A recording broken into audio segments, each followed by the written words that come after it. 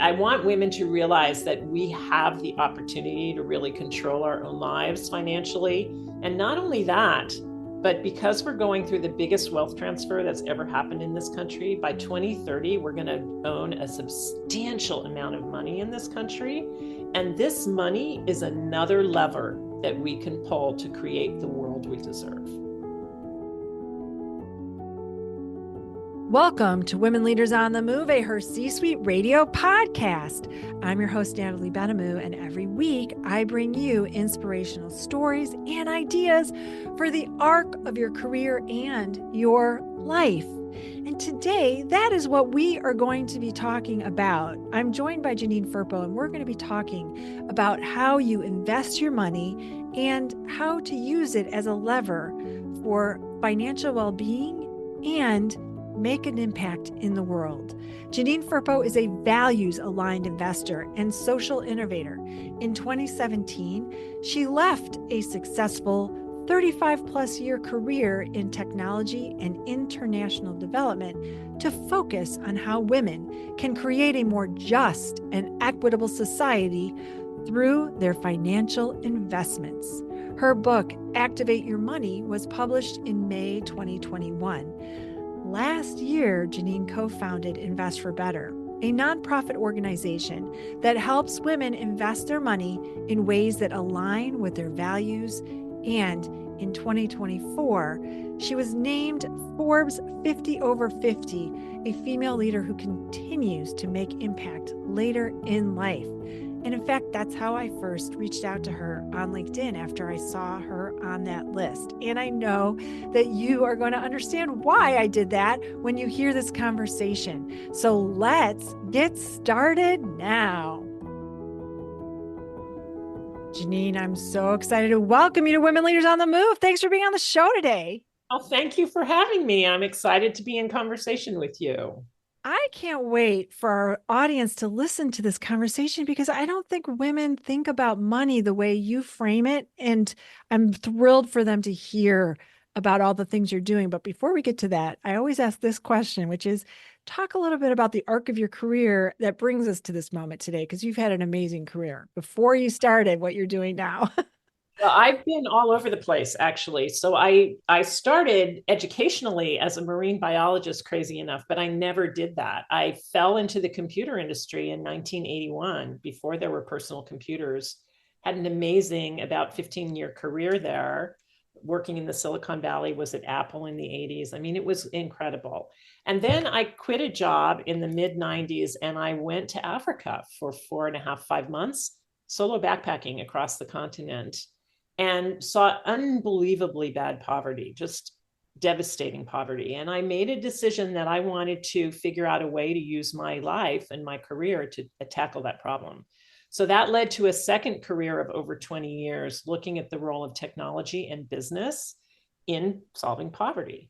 That got me involved in something called microfinance, which is giving small loans to women to help bring them out of poverty, which was a really important initiative, and it was working, but it was only reaching 100 million people and the need was 2.5 million. It was underwritten by philanthropy.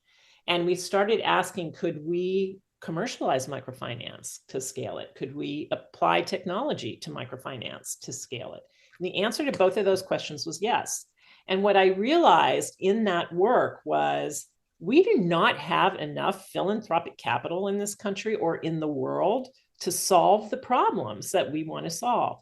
You have to bring the capital markets into it. And about that time, this whole conversation was happening about what's become known as impact investing, which is how do you get financial return and social return at the same time. And even though I was not a high net wealth individual or a foundation or an institutional investor, about 15 years ago, I decided I'm going to figure out how to do that with my own money. And I've been on that journey ever since. And I had financial advisors that were helping me because I had a really busy career that had me traveling all over the world.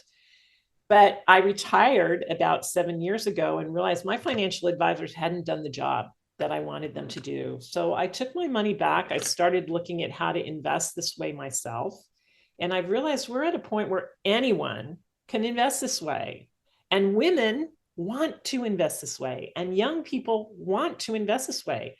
So I decided I'm going to write a book. I'm going to write something that helps women learn to become confident investors and teaches them how to invest in a way that creates a better world for all of us. And I did that. That book, Activate Your Money, Invest to Grow Your Wealth and Build a Better World, was published by Wiley in 2021. And about the same time, I co-founded a nonprofit to put women in small groups to teach them these concepts together, because we like to learn together. So that's what I've been doing for the last many years now. The thing that you talked about, I can remember there was an organization that someone once gifted me and said, "Hey, I just gifted you," which I love the idea of gifting women each other that microloans, which I think is a beautiful thing, which I'm sure you had probably something to do with that in the work that you were doing, which was a tremendous idea. I loved that idea. My guess is that you're talking about Kiva. Yes, Kiva. Yeah, I was like, wow, this is great. And the cool thing about Kiva is that once it's paid back, it just now you can loan it out to someone else. Yeah. It's a really that's a great Very concept. great idea in that you could give small amounts of money, anyone could do it. Your money was, you were not going to make any financial return on that money. You could definitely, once your loan was paid back, and most of them are, I mean, in microfinance, something like 95 to 99% of loans are paid back. So you could get your principal back if you wanted to, but you were never going to make any additional interest or income on that money, which is very cool. And I like it. But what I really want to see, and what I want women to understand, is that you can do great things with your money and get financial returns. So, for example, one pocket of money that we rarely think about is our cash, where we keep our savings and our credit and our checking accounts. We probably got them when we were young. We've probably not really changed our accounts much. Many of us are probably in some of the big four banks, the JP Morgans and Chase and Bank of America, et cetera, Wells. Those banks, when you put your money in them, that bank is using your money for something. Do you know what it is? Chances are you don't. Chances are they're doing things with your money that you don't like supporting gun manufacturers. For moms who have kids in schools, supporting a gun manufacturer is not necessarily something they want. I have a friend who recently told me she realizes she is so stressed again. She was calm during the summer. She's stressed again because her little kids are back in school, and they're going through gun drills, for God's sake. Does that mom want her money invested in the gun industry? Probably not, but it probably is. So there are options that we have around where we choose to bank, and we can take our savings accounts and very easily move them into banks that are supporting women in our local communities who are not receiving loans from the big banks. We can move them into banks that are supporting female entrepreneurs. We can move them into banks that are supporting climate action, positive climate action. We have choices. And that's what I want women to realize, is that we have choices, and we have those choices across our portfolios, in cash, in bonds, in stock. We can really, if we have the assets, we can really get creative around private investing and supporting other women who can't get venture capital funding and can't get angel funding from men. Doesn't happen. I think back to at the beginning of the pandemic, I made some decisions because my industry was decimated. And so I had to make some financial decisions on where I had things and what I had. And what I quickly discovered was the person that I had as my investment advisor, who was with a big bank, had no clue. I said, I want to invest in companies that have a balanced board, that are pro women, because I started her C-suite. And he had no clue about any of it. And so I love what you're saying here, because we have the choice. I did make a choice, and I did change away from that. And I have wonderful advisors, and I sit down with them, and I'm always like, okay, let's look at where this money is. And I have to tell you, I don't like this company, and I don't want to have, any investment in there, even if it's giving a return. And so I do think we have that choice, and we need to actively think about it. I think one of the places that women probably have money that they may not think about is 401ks. What would you say? because you do have some control, even if it feels like you don't. What are Yeah. some things that women could do, starting with that, where it's like you don't have to necessarily stay the course, you can make some choices in there. So that's a really great question. But before I go to that, congratulations for changing your financial advisor. It can be hard. I mean, for some of us, that can be really hard because you're firing someone and it may be somebody that you've had a relationship with for a while, and it feels awful to fire a person. But, I've done it. I have, since I started on this, well, even before that, since I started on my plan to shift all of my assets, 15 plus years now, I have been through 4 or 5 financial advisors. And I actually talk about that journey in my book because there's a whole chapter on how to find a values aligned financial advisor. So, congratulations for doing that and finding one who is helping you achieve your goal. And I would say to all women, if you do not feel heard by your financial advisor, fire them. Go find one who will listen to you. Go find one who will not talk to you in all of the financial gibberish, but who will actually start with, what are your goals? What do you care about? What do you want in the world? That's the financial advisor you want. Go get a female financial advisor if you can, because that's another place we need to make inroads. And right now, the majority of men, the majority of our advisors, like over 75%, I think, are men. So helping women be more successful there is really important.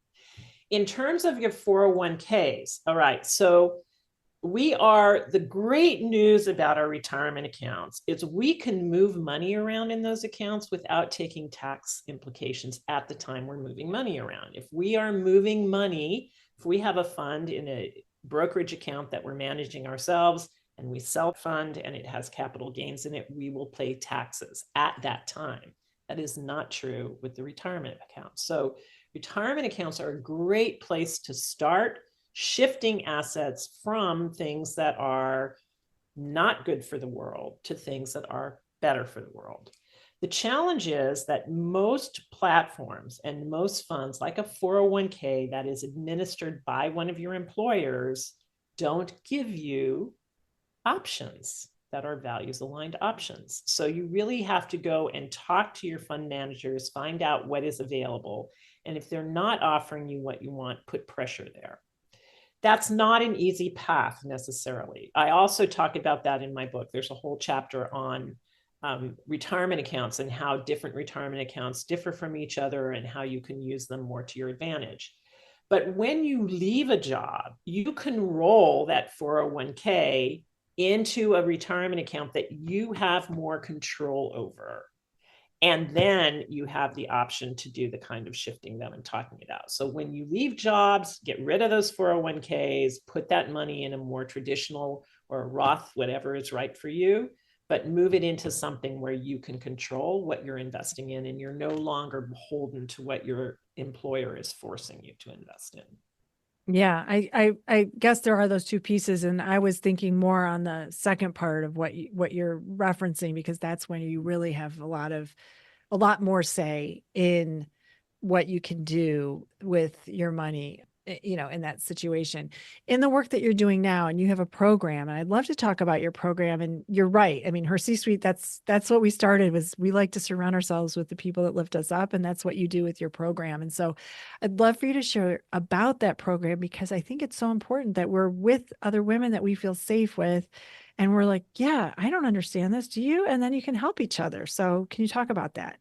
Exactly. So when I was younger, there was this book, like early 1990s, there was this book that came out from a group called the Beardstown Ladies. And the Beardstown Ladies were a group of middle-aged to elderly women from, I think, Kansas City, if I'm not mistaken, who decided they wanted to learn how to invest in the stock market. And so they created a club and they would meet, once a month, and they would have dinner together, and then they would get down to business of investing in the stock market. And they supposedly did pretty well, although after they became famous, it was determined that maybe their numbers weren't as good as they thought, which was a bit of a challenge. But the good news was they wrote this book, and the book did the pre-internet equivalent of going viral, and it created literally thousands of women's circles all over the country. And I was in one. And so in the early 1990s, I was in my first investment club with other women, and it was a blast. It was so much fun. I was in it for 3 years. I learned so much. We taught each other how to invest in the stock market. And I've been in investment clubs 2 times more since then. And what I realized is I've learned more in those settings than I have in any other way, other than being taught stuff by my mom.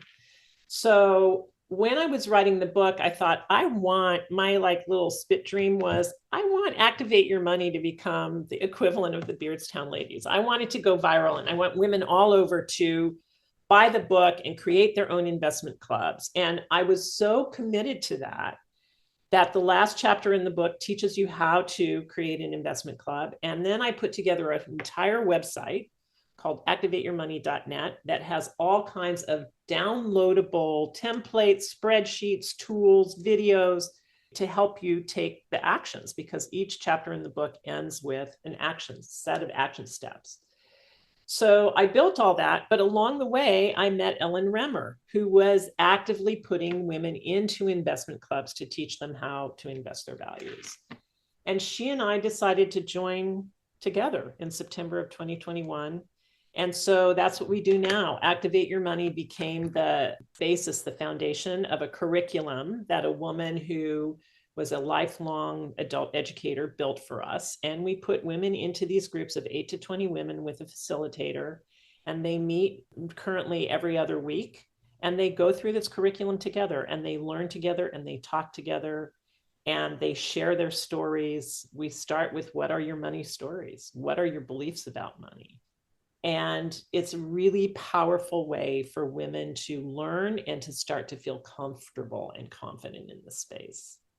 I think that's one of the most important things, is feeling comfortable and confident. And I feel like there could be a little bit, we stuff, a lot of women have this idea of imposter syndrome, like, oh, I don't want to come off like I don't know, but I really don't, but I don't want to sound, because at this point in my life, I should know, right? I'm sure there's some of that. What are some things that you tell women to just dismantle that and say, don't worry about it. It's fine wherever you are. That's what I think. I think It is wherever fine. you are is where you're supposed to be, and then go from there. I don't know that we really come up against the imposter syndrome that much in our groups. I think that is more an artifact of working in the world with men. Yes. It's the men who make us feel like we're not enough. It's the men who make us have to like dot every I and cross every T so that we're as good as them, so that they will actually listen to us, right? But when you put a group of women together where there isn't that condescension, where there isn't that judgment, and there's just a bunch of women talking to each other, they're really open. I mean, in fact, the doors just open so quickly, and the willingness to share and the willingness to expose happens really fast. And I think part of it is because we're super clear, even though some of our facilitators are financial advisors or women who run funds or do other things, it is very clear that we are a no transaction place. So this is not about somebody, you're going to come into a place and somebody's going to try to sell you a product or convince you to become their client. Doesn't happen in our space. The other thing we do is, in the very first meeting, we set up Chatham House rules. So it's like, what gets said in the circle stays in the circle. This is a safe space that we create. And so I think those things really set where the bar is, and it really helps women feel comfortable from the get-go. Yeah. Our listeners can't see me smiling, but I'm smiling because that's the way we think too, in all the things that we do in her C-suite, which is why I'm so excited that we're going to be collaborating together, because we're in such synergy. But for women that are listening to this, and they might be thinking, okay, so what I need to think about my short-term, long-term kind of planning. Where should she start thinking? I mean, wherever they are, but what's a short-term and a long-term kind of thing that she can be conscious of? Well, I think what happens when we learn about investing is that we're taught about the stock market. And a lot of us are taught that we should buy at an index fund of some sort, which is a fund that holds a lot of stocks, possibly 1,000 or more, and as a result holds a lot of the market. And we should buy those and then just hold them, which is not a bad strategy. But that strategy, as your wealth grows, that strategy becomes less the approach you want to take. You probably still want money in the stock market, but you also want to probably diversify against that. The other thing that rarely ever gets talked about is, again, where's your cash? What are you doing in the bond market? Have you thought about real estate investing? So there are other ways that we could invest that are much less frequently talked about. It's all about stock, stock, stock, stock, stock. So when I was writing the book, I actually had 150 women collaborate with me on this book. And some of them were financial advisors who wrote early versions of chapters for me. And then I rewrote everything to make it all one voice and of equal level of simplicity or depth. One of those women who worked with me on this said something to me that I thought was so profoundly important. And that is that the way you choose to allocate your money across different asset classes, in other words, what percentage of your total assets do you have in cash? What percentage do you have in bonds? What percentage do you have in stock? What percentage do you have in private, if you do there, etc.? Those decisions have more of an impact on your long-term financial health than what you actually choose to invest in within each category. But I don't think most of us think about our total portfolio. I don't think most of us think about that asset allocation question. And if we have financial advisors, they probably just handled that for us, but we might not know why.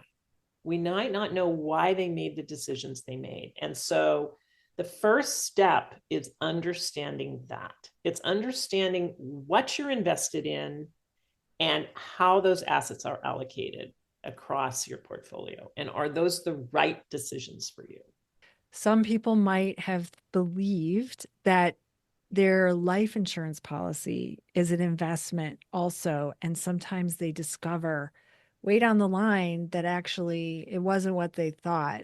Is there any advice for people that have that as a part of their portfolio or part of their strategy that they should then go back and look at and say, I really should look at, because some of them do have a return and you do have a say even there on sometimes where that money is going. So I'd love to hear your thoughts on that.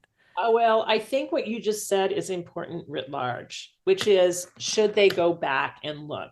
And the answer is yes. Yes. They should go back and look. They should go back and look at what they're invested in now, not just a life insurance product, but any product. Everything. Yeah. Just do an audit, right? Just do an audit of where you are. As an example, this is not uncommon. Someone that I came across, she had like 4 retirement accounts that she had gotten through her work. She'd been at the same job basically her entire career. And she had me look at what she was holding. And interestingly enough, although she had 4 retirement accounts, they were all invested in exactly the same fund. Exactly the same fund. So there was no diversification. There was diversification in that the fund was diversified, but there was no diversification beyond that. What's worse is when I looked up that fund on Morningstar, and this is a thing you can do like in a nanosecond. Literally, you can look up returns on a fund so easily. If you don't know how to do it, I have videos that teach you how, but it's so simple. So I looked it up, and that stock has been underperforming for the entire 30 years that she has owned it. So now she is ready to retire. And you know what? She'll be okay, but kind of just barely. And if she had paid attention over that period, she would be more than okay. But she never looked. I mean, these stories of people who never looked, another person, 10 years, never looked, found out, had received something, an inheritance from a grandmother, never looked, finally looked. 80% of the money was sitting in cash for 10 years while the stock market, she would have been a multimillionaire. Never looked. You need to be aware and seek out advice from wonderful organizations like yours. So I'd love for you to share if people want to learn more, because you have amazing programs, amazing resources, and you are empowering women.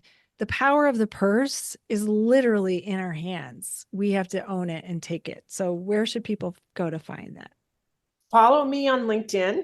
I mean, easy to find, Janine Firpo. Also, look up Invest for Better, join our newsletter, and you will get information about different courses that we're offering. You will hear about free webinars that we put on every month. So please do that as a starting place, and that will keep you informed on what's happening with Invest for Better. And we're going to be doing something in her C-suite together. I'm so excited. So our members will have an opportunity to use all the resources and take one of your courses together. So I can't wait for us to launch that. And I'm so glad that we had the chance to be together today. This has been an enlightening conversation. Every time I talk to you, I'm like, oh, I learned so much when I talked to Janine. So thank you. It's been so great having the conversation. I really enjoyed it. It's a real passion. I want women to realize that we have the opportunity to really control our own lives financially. And not only that, but because we're going through the biggest wealth transfer that's ever happened in this country, by 2030, we're going to own a substantial amount of money in this country. And this money is another lever that we can pull to create the world we deserve. Thank you. So good. So good. Thank you so much, Janine. I am so glad we were here together. Thank you. Thank you for spending your time with us today. I know you got a lot out of this conversation. I certainly did. I learn something every time I have an opportunity to speak with Janine. And I will tell you, I met Janine through LinkedIn. When I saw the Forbes 50 over 50 article, I reached out to her. I was curious about the work she was doing, and we've had several conversations, and now I'm so thrilled that we'll be partnering for our members in her C-suite. And if you want to learn more about her C-suite, visit us at hercsuite.com or Invest for Better, where you can join one of Janine's programs. If you found this program helpful, I would be so honored if you would share it with a friend or colleague. Invite her to be an investor for better for herself and for her community and the world. Keep shining your light bright. The world needs you.